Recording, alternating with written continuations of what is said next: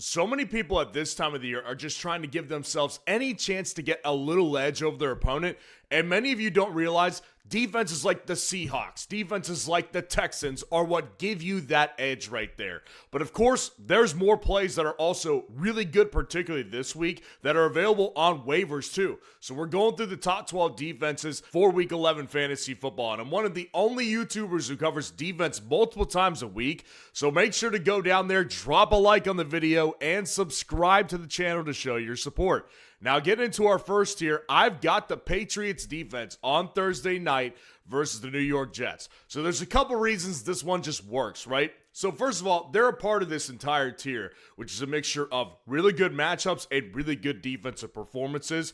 The first reason it works is because the Jets offense barely moved the ball last week, and they still managed to beat the Browns somehow, but they barely moved the ball. And I do not trust the Jets to get 2 special teams touchdowns in this game against the Patriots, who are much more well coached than the Browns are. And number 2, I've actually been very encouraged by Thursday night matchups for defensive performances in fantasy over the last several weeks. And I do believe the Patriots are a good enough defense to make it happen again. The Patriots defense, 22 sacks through 10 games is okay, but they've got 7 interceptions and 5 forced fumbles. The Patriots defense is one that is done, for the most part, very well against any opponent in fantasy. This week, though, I do think they're in really good shape. At number 2, I've got the Packers defense at the New York Giants. And so here's the thing about this one. The Packers team as a whole, I actually believe has a lot of problems, particularly on offense, though. Because if you watch that Monday night game against the Eagles, they did excellent from a defensive perspective. They were getting after Jalen Hurts. They were shutting down the run. For the most part, they shut down the pass as well. The Packers defense looks really good. So then you bring them up against the New York Giants. So the Giants just fired Brian Daboll. I know a lot of people think he was the primary problem. And of course, when you lose that many second half leads, that is a problem. But I will tell you this, from a play calling perspective and from the perspective that Jackson Dart did very well, I don't think it was an ultimate net positive for the Giants to fire Brian Daboll in the middle of the season. Now, Jackson Dart, he came out with a concussion this past week. So if we are following the trend, most players who get concussed do not play the following week, which means we're going to see Russell Wilson. Give me any defense against Russell Wilson, but especially the Packers defense at number 2. Now, number 3 to round out this tier, the Texans defense is at number 3 at the Tennessee Titans this week. Titans come off a bye, that means nothing to me. The Texans defense is dominant. And just to give you a little hint of how dominant the Texans defense is, they gave up about 30 points to the Jacksonville Jaguars, and they put up 14 points in fantasy football. Now, they got a last-second touchdown, literally last-second walk-off defensive touchdown on a fumble, but they also got an interception. They got 5 sacks. This is a defense that is dominant. I've been saying all year, there's 3 dominant defenses, the Broncos, the Texans, and the Seahawks.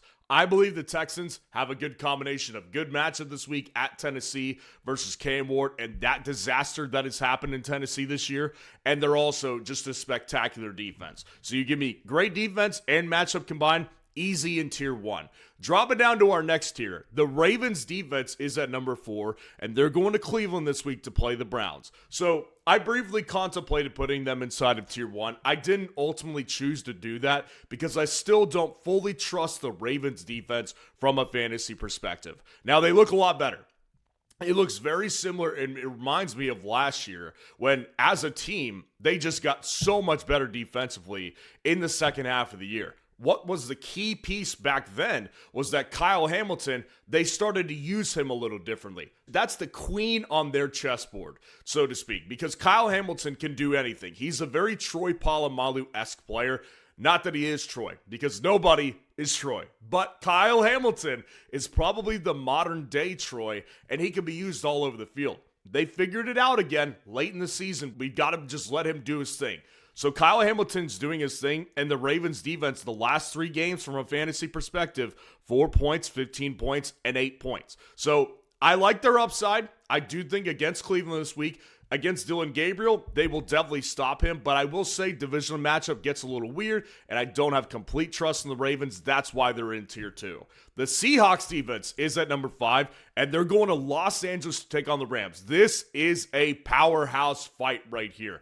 I cannot wait to watch this game from a football fan's perspective, because I think this one is going to be a lot of fun to watch. I think it's two heavyweights going at each other, and listen, the Seahawks defense is explicitly here because of how elite they are.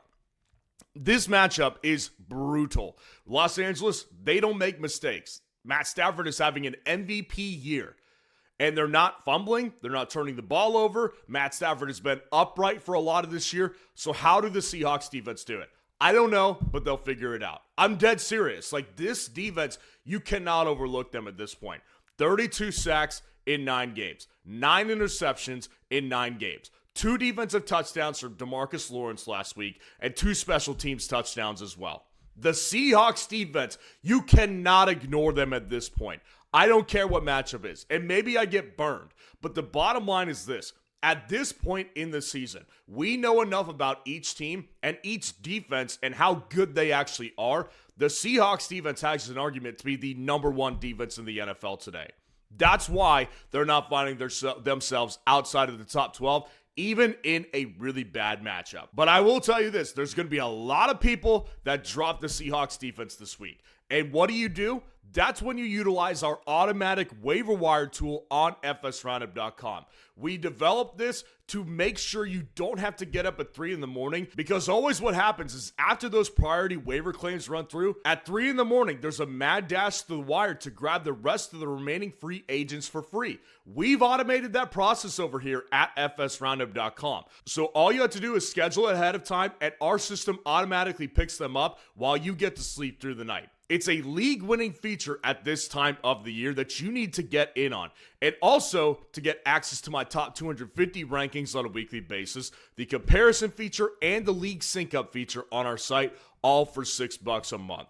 Dropping down to our next tier right here, the Commanders defense is at number 6, and they're going overseas to play the Miami Dolphins. So yes, this one sounds kind of gross, right? And ordinarily, the Commanders defense has not been a great fantasy play, but it might shock you to learn that they've actually had some pretty solid games this year. So in week 1 against the Giants, they put up 9 points. Against the Raiders in week 3, they put up 11 points. Against the Chargers in week 5, they put up 13 points. This is a defense that does have sneaky talent, particularly in the front 7.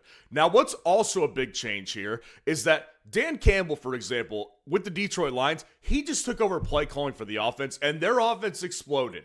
Well, what's happening this week? Dan Quinn is taking over play calling duties for the defense. And if you know anything about Dan Quinn with his days in Dallas, yeah, the guy knows how to coach a defense. So I'll take that bump this week against the Miami Dolphins, who are out of their elements again. And I've been on this for a long time. You get the Dolphins out of their element offensively, that's when they crumble. They beat the Bills last week. Ironically, is it a coincidence? They're playing them at home. No, because they can put up points in their own house, and they can also put up points in a dome.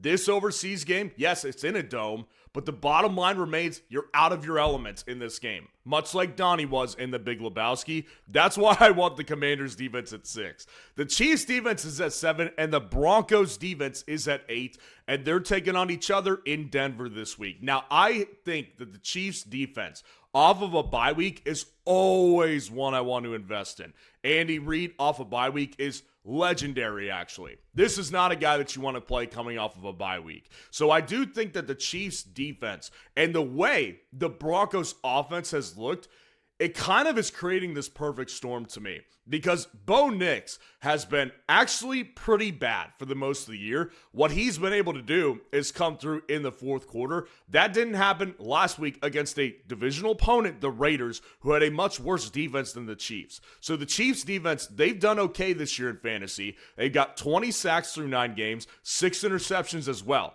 This is a team that can create turnovers and they can get after your quarterback, and the Broncos have the best offensive line. So it's strength on strength. I think the Chiefs out of a bye week, though, it's going to be a solid play against the Denver offense, which I do think has a lot of problems. And the Broncos, on the other hand, again, very similar to the Seahawks. This elite of a defense is not going to find themselves out of the top 12 at this point. It'll be very hard to do so because when you look at this defense, they have been unbelievable on the front seven. And what's the one problem that the Chiefs are starting to have? Well, they've been missing tackles. They've been missing offensive linemen. That's going to be a problem for them. I think Mahomes gets sacked multiple times in this game because this is the best pass rush in all of football. 46 sacks through 10 games. That's almost 5 sacks a game. Then you add on top of that 5 interceptions and 5 forced fumbles. This defense is too elite to not do well in fantasy football, even against a top-tier opponent. They are not outside my top 12 this week, even though the matchup is very tough. Dropping down to our last tier, the Chargers defense is at number 9, and they're going to Jacksonville to take on the Jaguars. So the Chargers defense, they came exactly through the way I thought they would against the Pittsburgh Steelers, and they humiliated them on national television. That's exactly what I was projecting to happen. They got after Rodgers, 3 sacks in that game, 2 interceptions, and a fumble recovery. Now, if you look at the Jags matchup, this is an offense that has not done that well over the past several weeks. And I get it. You could say to me, well, they almost just put up 30 points on the Texans defense, which is much better than the Chargers defense. And of course, I'm not going to argue with you on that. That's a fact. But the bottom line is that the Texans are able to make turnovers happen. And that was what happened against the Trevor Lawrence-led Jaguars. I believe that the Jags as a team, they're very much teetering on that edge of falling apart. And I do think if they don't have Brian Thomas Jr. back this week, who I know hasn't been good, but he does add an explosive element to this offense, it's going to really hurt them. So I think the Chargers defense, they're on a roll. The past 3 games, 11 points, 5 points, 15 points with a healthy Khalil Mack back. That makes a world of difference, and that's why I believe the Chargers are ultimately going to be a top 10 play this week. The Bears defense is at 10, and they're going to Minnesota to take on the Vikings. Now, there's a lot to discuss here, and I'll try to condense it best as I can. The Bears defense hasn't been very good. Like, they have been giving up points to a lot of teams, but from a fantasy perspective, they've done okay.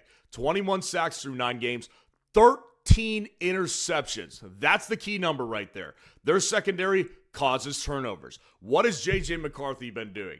Turning the ball over. And he already isn't good, right? And the team is losing faith very fast. And I've been on this all year, and many of you have found it annoying because I've been saying, J.J. McCarthy, no good. He's no good.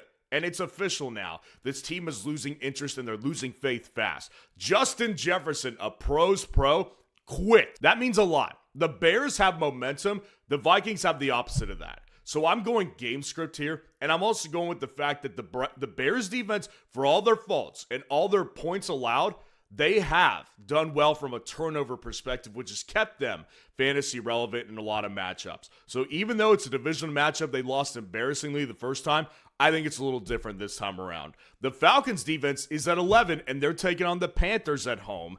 And the Panthers, they're very similar to the Falcons. Like, this is a team that can do well on a week-to-week basis against almost anybody. They beat the Packers, for crying out loud. Like, this is a team that can do well, and then they come back the next week and they lose to the Saints. Divisional matchup, it's very weird, but the Falcons defense, again, has done well in fantasy. 29 sacks, they have a pass rush, 10 forced fumbles, they have a physical defense, and 8 interceptions. They can do well, and Bryce Young, I just don't think he's very good. Now, I will come out and say the Panthers could easily swing this matchup the other direction because the Falcons have no momentum. They're going in the wrong direction, and I think their coaching staff knows they're in trouble. But I think the bottom line is this. When you get a talented defense like the Falcons have against a weak offensive line and a weak quarterback like this, I think they will make mistakes happen, and that's why they're ultimately inside the top 12 for me this week.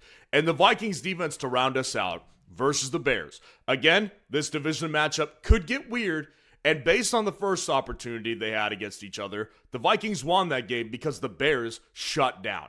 I think it's different this week, but I will tell you the reason I do believe the Vikings are a top play this week is because even if you look back to the Ravens game, they actually did very well from a defensive perspective, holding them off from getting a lot of points until the very end where their offense couldn't generate anything, and they broke. The dam broke. And I do think that a very similar thing could happen against anybody, but the Bears offense, I will say, they still turn the ball over sometimes, and they do go through sluggish periods where they don't make anything happen. So the Bears, I do think there's an opportunity here for an elite defense, and I will stand by this. Elite defensive coordinator, Brian Flores, to draw up enough blitzing packages for his defense to get after Caleb, maybe force some mistakes and some 3-and-outs, and genuinely make this a low-scoring game. So let me know what you think of the rankings in the comments below. And if you want to see the top 30 wide receivers rest of season, click on this video right here.